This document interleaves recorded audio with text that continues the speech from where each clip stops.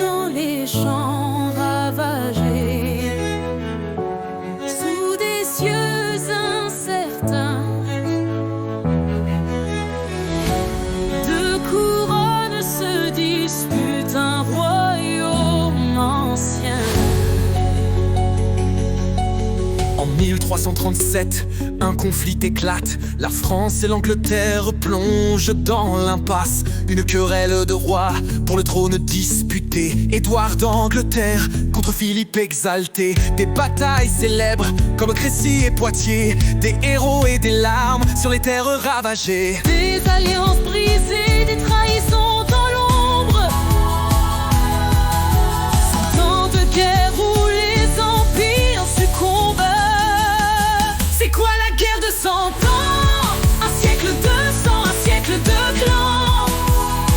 De 1337 à 1453, une lutte acharnée pour le pouvoir et la foi. C'est quoi la guerre de 100 ans?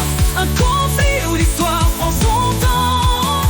La France et l'Angleterre face à leur destin. La guerre dessine chaque chemin.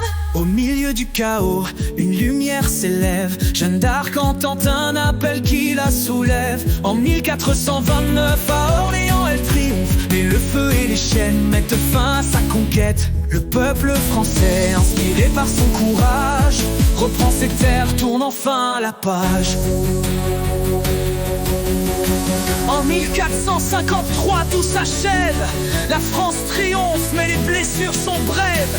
La guerre forgea des nations et leurs identités. Une épreuve immense pour deux royaumes ébranlés. C'est quoi la guerre de 100 ans? Un siècle de sang, un siècle de clans.